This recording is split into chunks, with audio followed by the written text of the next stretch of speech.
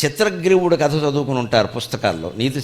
నీతి చంద్రుడు చిత్రగ్రీవుడు అని ఓ పావురం, ఏదో ఓ 25-30 పావురాలు కలిపి అడవిలో తిరుగుతుంటే కింద నూకలు ఉంటాయి, వాటి మీద వల ఉంది, వాటికి తెలియదు. ఆ నూకల కోసం అక్కడ వాలాయి, తీరా వాలాక ఆ వలలో చిక్కుకుపోయాయి మొత్తం.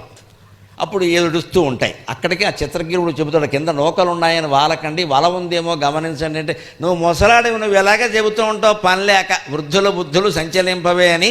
శుభ్రంగా నూకలు కనపడుతుంటే వాళ్ళంటావు తినేద్దాం ముందు, తర్వాత చూసుకుందాం, క్షడికావేశం అంటే అదే అని కిందకి దిగే అన్నీ వాళ్ళలో చిక్కుకున్నాయి. అప్పుడు మళ్ళీ ఉపాయం చెప్పింది ఈ చిత్రగ్రీవుడే. ఇప్పుడు ఏం చేయాలని వాడిని అడిగే. మొన్న ఏం చెప్తే విన్నారా మీరు?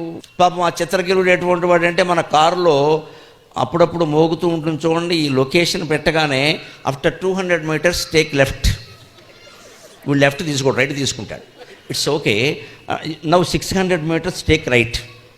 దానికి ఎంత ఓపిక ఉందో ఈ చిత్రగ్రీవుడికి అంత ఓపిక ఉంది.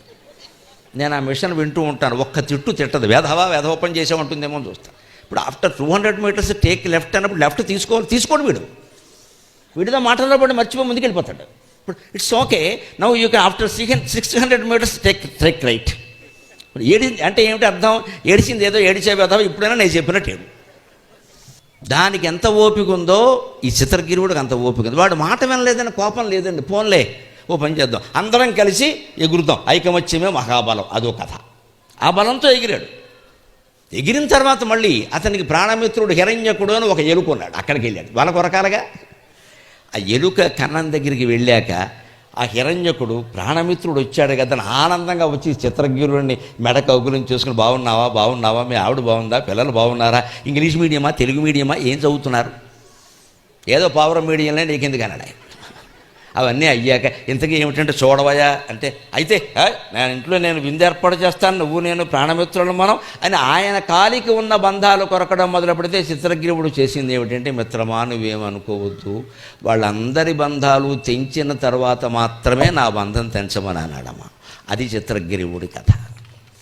అంటే ఎందుకని అన్నాడు ఆ మాట? ఈ చిత్రగిరివుడు బంధాలు తగ్గొట్టేస్తే ఇంకా ఎలకకి మిగిలిన వాళ్ళ బంధాల మీద ఆసక్తి ఉండదు. మా ఫ్రెండ్ నాకు దక్కాడు, మీరు అందరూ బాగుంటుంది, నా పళ్ళు కొంచెం ఈ మధ్య కొంచెం దెబ్బతిన్న డెంటిస్ట్కి చూపించదో అనుకుంటున్నాను అంటుంది, వంక పెట్టేస్తుంది. ఎందుకంటే మన అనుకున్న వాళ్ళ మీద మనకుండే ప్రేమ అందరి మీద ఉండదు కదా. కానీ చిత్రగిరివుడు తాను రాజు కాబట్టి, తనకంటే తన సాటి పౌరాల బంధ విముక్తి చాలా ముఖ్యం కాబట్టి, ముందు వాటన్నిటి బంధాలు తెంచాక మాత్రమే నాకు బంధం అవసరం, లేకపోతే నీ పళ్ళు పనిచేయకపోతే నేను ఎలా వదిలేంటే ఆ ఎలక చిత్రగిరివుడు మీద ప్రేమతో అన్నిటి బంధాలు తెంచిందండి, అన్నిటి బంధాలు తెంచింది.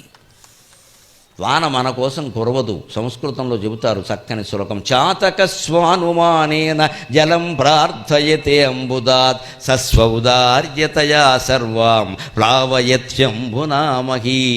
చాతక పక్షి అని చిన్న పెట్ట ఉంటుంది, వానకోయిల అంటారు తెలుగులో దాన్ని, వానకోయిల. అది వాన నీళ్లు తాగి బతుకుతుంది. దానికి ఇంటికి ఇంకా స్విగ్గీ జొమాటో వాళ్ళు ఎవరూ రావట్లేదు. అది వాన నీళ్ళే తాగుతుంది, దానికి వేరే ఆహారం అక్కర్ల. వానకాలంలో వాన నీళ్ళు ఉంటే బతికేస్తుంది. దాంతో 2 చుక్కల నీళ్ళు అలా చిన్న చెట్టు కొమ్మ మీద ఉండే అలా ముక్కు నోరు అది 2 ఒకటేగా తెరిచి 2 బొట్లు వాన నీళ్లు పడకుండా, డిస్టిల్డ్ వాటర్ కదా, పవిత్ర ఉదకం, అందులో ఏమీ కలవల, నేల మీద పడలేదు కదా, ఆ నీళ్లు తాగి హాయిగా ఉంటుంది. కానీ ఆ చాతకం వాన కోసం అర్థిస్తే ఇంద్రుడు మేఘం రూపంలో వాన కురిపిస్తున్నాడు. కానీ ఆ వాన వల్ల మొత్తం భూమండలం అంతా బాగుపడిందా లేదా? కోరింది చాతక పక్షి, కానీ భూమండలానికి మొత్తం ప్రయోజనం కలిగిందా లేదా? కోరింది చిత్రగ్రీవుడు, కానీ పావురాలన్నిటికీ ప్రయోజనం కలిగింది. మన బతుకు వల్ల సమాజానికి ప్రయోజనం కలగాలి, సమాజానికి ప్రయోజనం కలగాలి.